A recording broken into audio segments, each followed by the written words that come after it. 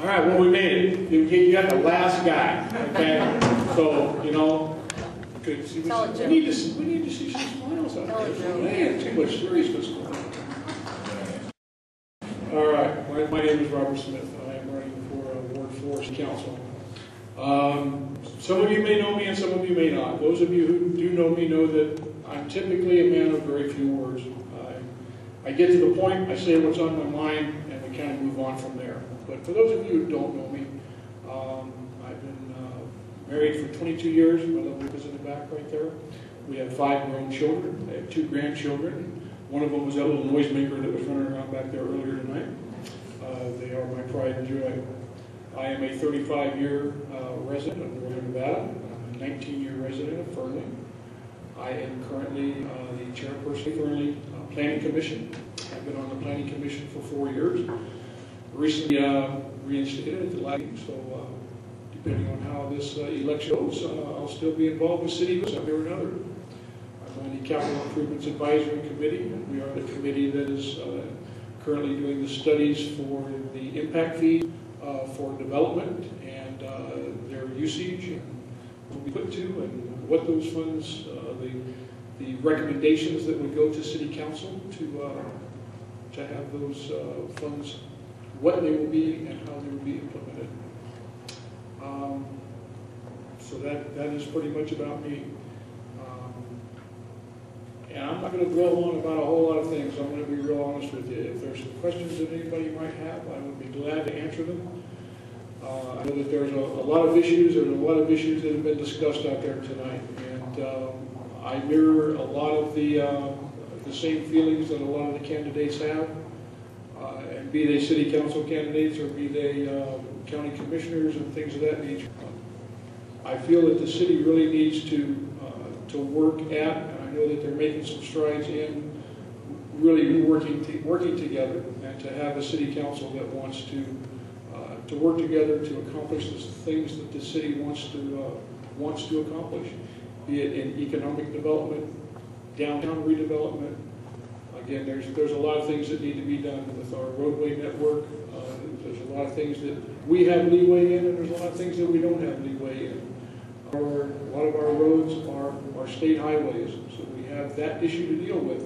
And it's not as easy and it's not as simple a lot of times as saying, well, we'd like to do this, because we don't always have that option to be able to do that. Well, there are a lot of issues, as it were, with the Highlands area. And as development has come before the Planning Commission, I can address it from a Planning Commission standpoint, that we have looked at different projects that are out in that area, and conditions that have been put onto those projects are for paving of that roadway out there. However, since those projects have never come forward as of yet, consequently, the paving has not been done, and the roadway improvements as such have not been done. There is another bridge that is being put into place. And Don, I know you spoke about this the other night. I know that there's still some things that have to be done with that for the emergency access, so that it doesn't have to come out or go down to the Gustafson Bridge. So there's a lot out in the area with all the roads. That matter, the best road out is one that and I think that gives any.